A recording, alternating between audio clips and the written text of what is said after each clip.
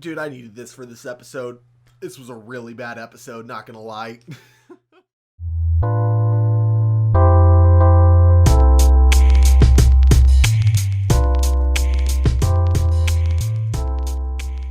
What is going on, all you wonderful A-plusers out there? It is I, Stuart, here once again, giving you guys another Kamen Rider Saber review. This time I'm going to be talking about episode 15, and as you could have probably imagined from that cold open, I wasn't a fan of this episode, unfortunately. But with that all being said, let's get into this episode, starting with the positives, which, unfortunately, there aren't that many of them, but I found a couple that I could really appreciate in this episode. One thing I've always kind of mentioned in Kamen Rider is that they don't tend to have as many civilian fights as you would get in Super Sentai or Power Rangers.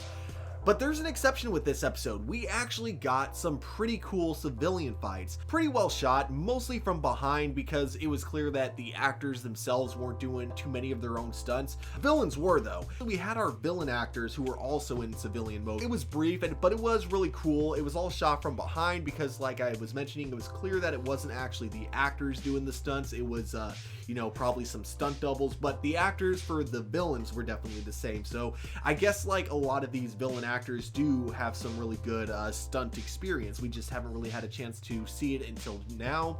Really glad we got to see it because it did lead to some really cool fight choreography, even if it was brief. The other really positive thing I have to bring up about this episode is that I really liked May being kind of the wake-up call for all the writers. I'll get a little more into that as I talk about this episode, but that's about as positive as I'm gonna get for the rest of the episode. Oh boy, here it comes. Let's get into this. First of all, we're going to talk about the very beginning, which is essentially the portals are still opened up, and for some reason the writers are in a hurry to close them, even though it's already kind of too late. Like, Calibur's already inside, the villains have already achieved what they wanted to, and the writers are insistent that they have to shut them down now, but unfortunately that could possibly lead to Touma being trapped in there forever. We cut back to the world that Touma and Calibur are inside, which is in that open book, the portal that the other writers are trying to destroy. We get a kind of brief but a decent fight, I guess, between Touma and Calibur, but it doesn't last long as Calibur just wipes the floor with him again. As soon as he loses his Kamen Rider form, though, he is sent to this like really weird dark dimension place where Calibur believes he's going to be trapped for all of eternity, but literally as Touma's giving up hope, he is immediately rescued by Kento's spirit, who just opens up a portal out of nowhere for him to get out. I don't mind Deus Ex Machinas, but this happened within the span of, I want to say, less than 5 minutes. Like, literally, Touma's in there, and he's like, oh no, I'll never get out, everything's lost, all hope is gone, and then Kento's like, hey Touma, here's your way out, and then Touma gets out, and it made it so it's like, I couldn't care about his situation, because it's like any chance that the writing had to make me actually think Touma was in any legit danger in that dimension or whatever area he was in went away because he immediately escaped right after being trapped there. Touma gets back and he fights Calibur, and I'll get back to this in just a minute because I do want to talk about the other kind of positive thing about this episode is that we get back to the other writers who are, fighting against the villains, and I do like how we get almost all the villains against all of the writers, essentially. But the writers aren't doing too good at first, but I do like how it was May who was kind of their wake-up call. She was the one who kind of said, hey, Touma believes in us, and we gotta believe in Touma, we gotta show Touma that we can get this job done, we can destroy these portals, and we can, stop the bad guys and everything. And I do like how she was the voice that really helped all the writers get through their mission at the very end of the day.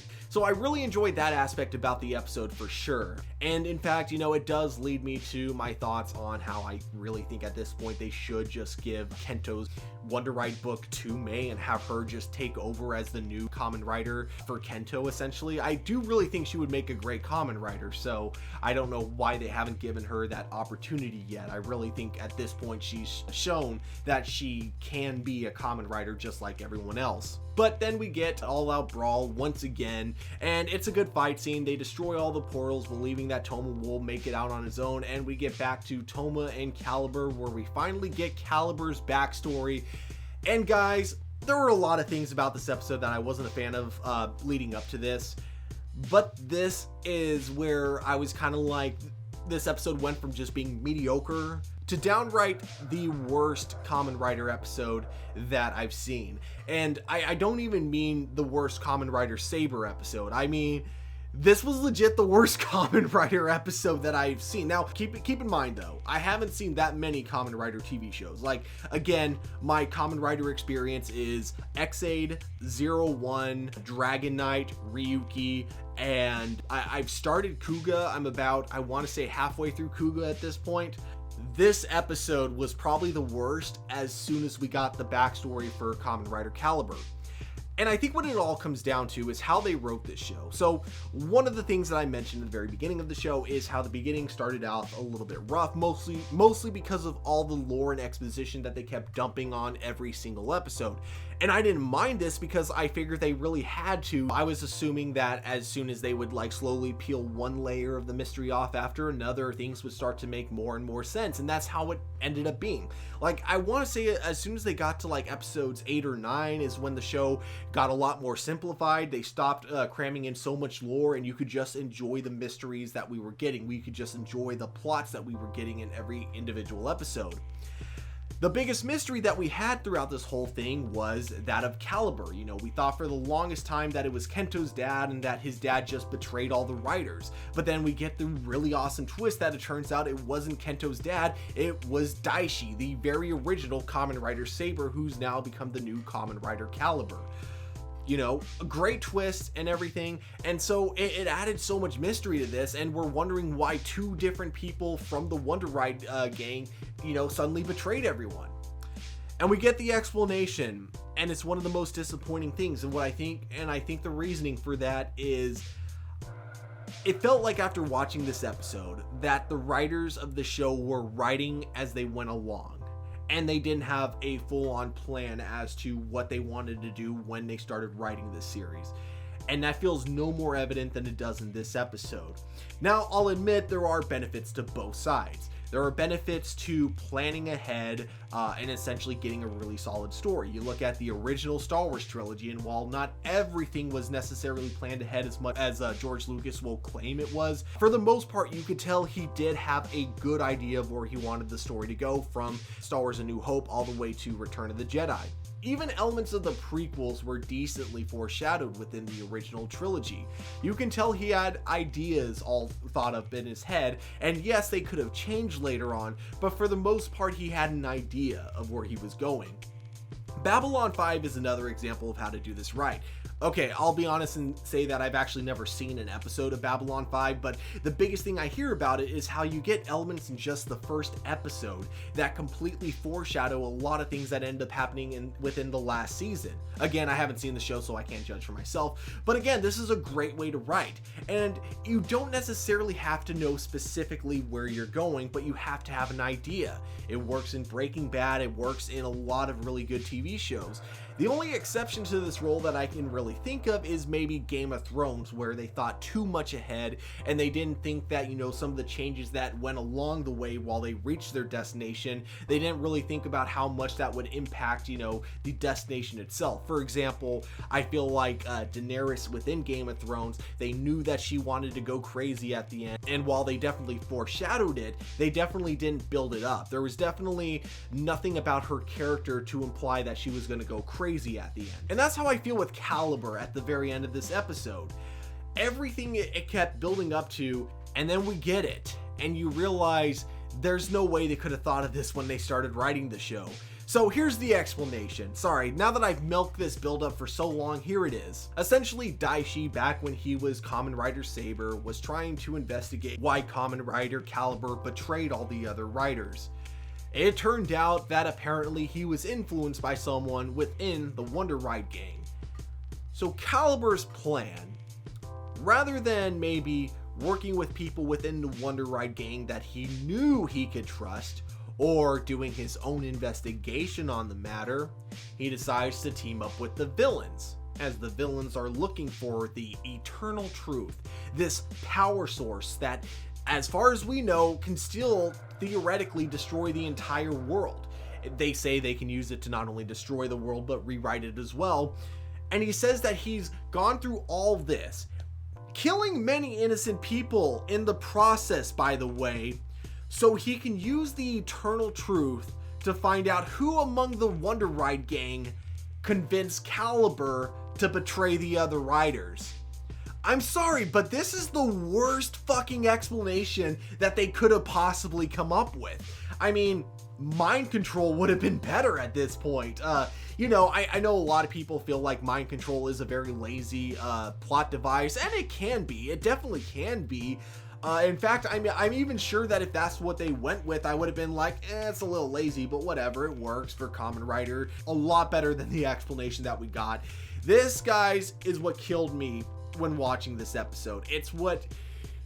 Okay, let me put it this way. Most of the time when I'm doing these reviews, I always try to watch every episode twice because I want to make sure that, you know, I can watch it once to enjoy it and then watch it a second time so I can take notes on, you know, some important elements of the episode that I want to bring up when reviewing it.